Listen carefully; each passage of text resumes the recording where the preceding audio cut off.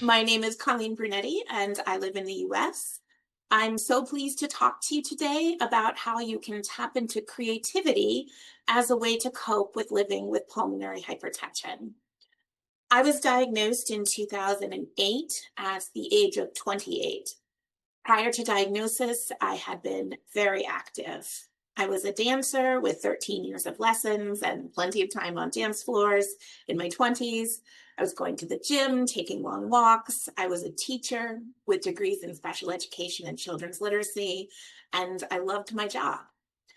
But after the birth of my son, I couldn't do any of that. What I blamed on postpartum challenges would in fact turn out to be pulmonary hypertension. For a long time, I mourned what I thought I had lost. And this isn't a bad thing. If I've learned anything over the past 17 years with PH, it's that the emotional toll is real. You have to feel it and go through the processing of it.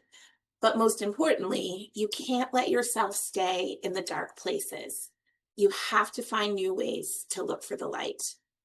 So for me, this started with writing. One of the ways I began to cope with PH was to start a blog. I called my blog Defining the New Normal. I chose this name because in the early days of diagnosis, a patient is often told by other patients, "Welcome to your new normal." I hated the phrase. To be clear, this is always followed with messages of support, information, and affirmation. It's a kindness, but it still never sat quite right with me. There was nothing about this journey I was in the mood to welcome, and I didn't like the normal that was being presented to me as my future. So I decided to define it for myself.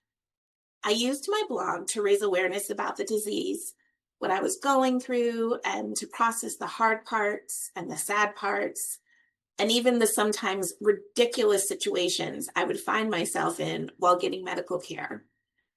After all, there isn't anything about a right heart cath that isn't a little compromising and strips you of your dignity. It was the series of invasive medical tests I had that I learned that dark humor is also a coping mechanism for me. Much to my surprise, the blog was very well received. For a tiny blog in a tiny rare disease community, it had a pretty wide readership, and people kept telling me I should write a book.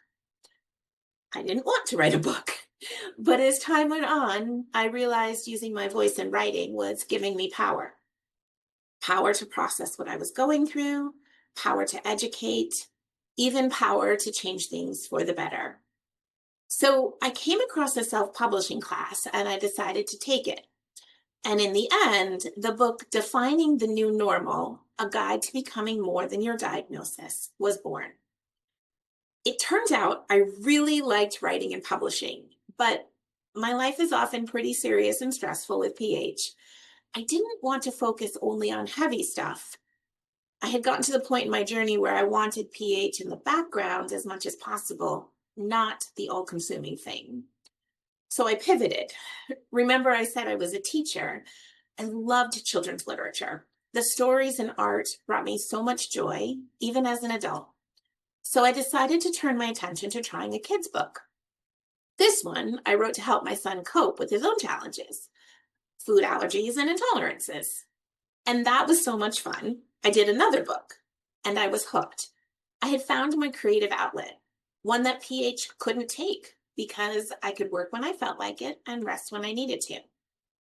And then COVID hit.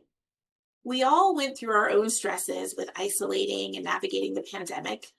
As a critically ill rare disease patient, the mental toll of the worry and stress was especially high. Plus, I was homeschooling an 8th grader and a 4-year-old. I was a bit of a mess. One of the things I had always wanted to do was illustrate my own book. I was very artsy in high school, but never took it anywhere. So I began to teach myself digital illustration. My goal was to illustrate a poem I had written for my kids about all they could be in this world. It was called Share a Little Kindness, and it seemed like it was a message the world could benefit from right about then.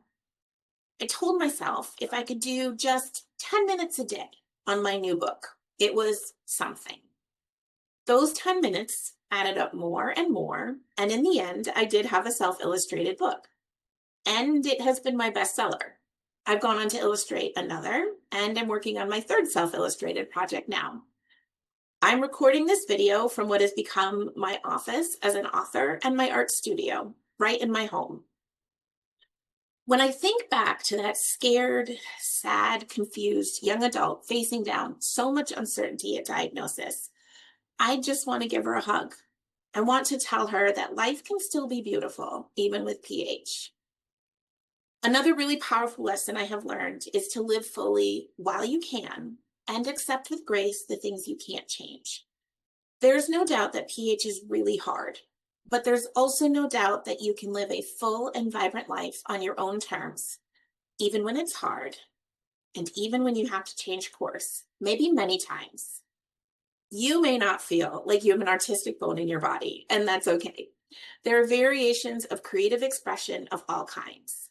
You can move your body to chair yoga. You can take in a live or recorded performance.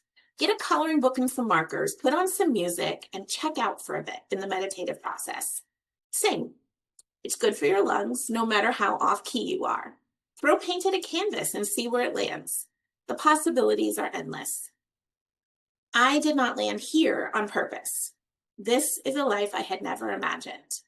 I just adjusted because I had to, yes, but also because I think that living fully is something we all can achieve if only we define what that looks like individually and take a chance on ourselves to try new things and forge new paths. Thank you.